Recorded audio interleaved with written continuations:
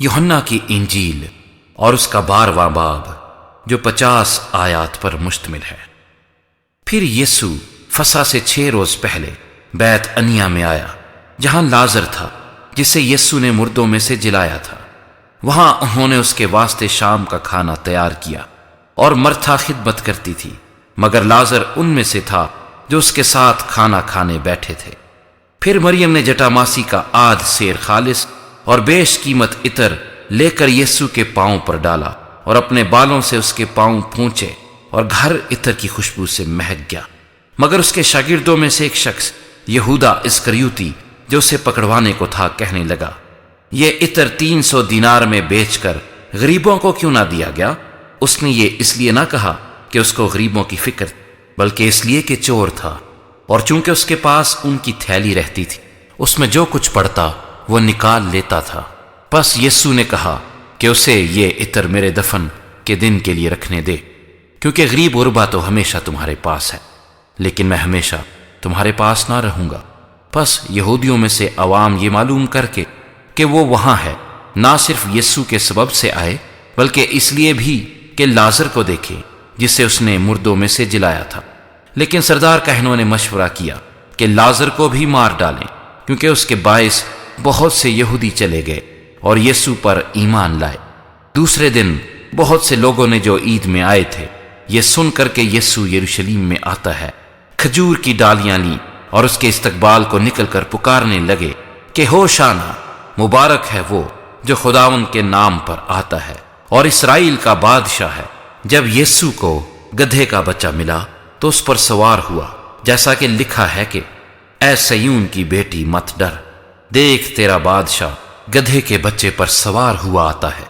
اس کے شاگرد پہلے تو یہ باتیں نہ سمجھے، لیکن جب یسوع اپنے جلال کو پہنچا تو ان کو یاد آیا کہ یہ باتیں اس کے حق میں لکھی ہوئی تھیں، اور لوگوں نے اس کے ساتھ یہ سلوک کیا تھا۔ پس ان لوگوں نے گواہی دی جو اس وقت اس کے ساتھ تھے، جب اس نے لازر کو قبر سے باہر بلایا اور مردوں میں سے جلایا تھا۔ اسی سبب سے لوگ اس کے استقبال کو نکلے کہ انہوں نے سنا تھا کہ اس نے یہ معجزہ دکھایا ہے۔ پس فریسیوں نے آپس میں کہا، سوچو تو تم سے کچھ نہیں بن پڑتا، دیکھو جہاں اس کا پیرو ہو چلا۔ جو لوگ عید میں پرستش کرنے آئے تھے ان میں بعض یونانی تھے۔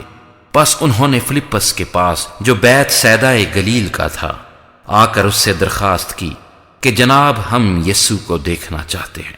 فلپس نے آ کر اندریاس سے کہا، پھر اندریاس اور فلپس نے آ کر یسوع کو خبر دی۔ یسوع نے جواب میں ان سے کہا، وہ وقت آ گیا کہ ابن آدم جلال پائے۔ میں تم سے سچ کہتا ہوں کہ جب تک گیہوں کا دانہ زمین میں گر کر مر نہیں جاتا اکیلا رہتا ہے، لیکن جب مر جاتا ہے تو بہت سا پھل لاتا ہے۔ جو اپنی جان کو عزیز رکھتا ہے وہ اسے کھو دیتا ہے، اور جو دنیا میں اپنی جان سے عداوت رکھتا ہے وہ اسے ہمیشہ کی زندگی کے لیے محفوظ رکھے گا۔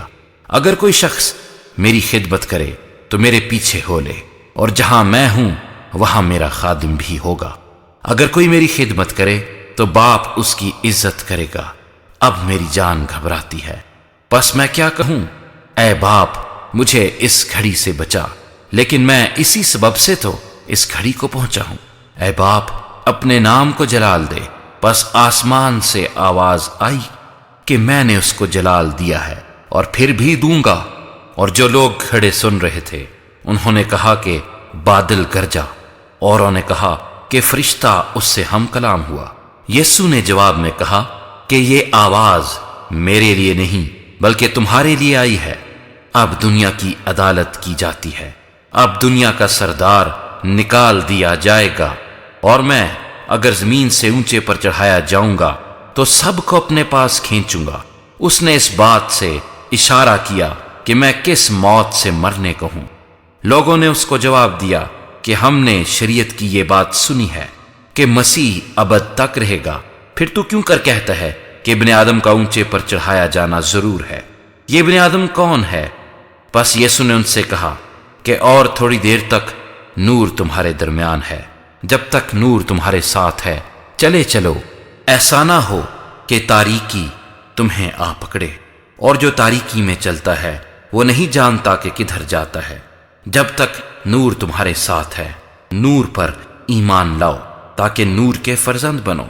یسوع یہ باتیں کہہ کر چلا گیا اور ان سے اپنے آپ کو چھپایا، اور اگرچہ اس نے ان کے سامنے اتنے معجزے دکھائے تو بھی وہ اس پر ایمان نہ لائے، تاکہ یسایہ نبی کا کلام پورا ہو جو اس نے کہا کہ اے خداوند ہمارے پیغام کا کس نے یقین کیا ہے، اور خداوند کا ہاتھ کس پر ظاہر ہوا ہے۔ اس سبب سے وہ ایمان نہ لا سکے کہ یسایہ نے پھر کہا، اس نے ان کی آنکھوں کو اندھا اور ان کے دل کو سخت کر دیا، ایسا نہ ہو کہ وہ آنکھوں سے دیکھیں اور دل سے سمجھیں اور رجوع کریں اور میں انہیں شفا بخشوں۔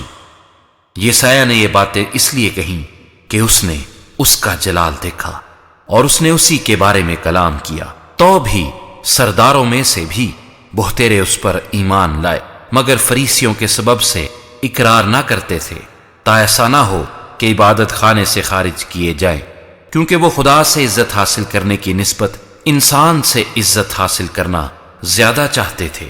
یسوع نے پکار کر کہا کہ جو مجھ پر ایمان لاتا ہے وہ مجھ پر نہیں بلکہ میرے بھیجنے والے پر ایمان لاتا ہے، اور جو مجھے دیکھتا ہے وہ میرے بھیجنے والے کو دیکھتا ہے۔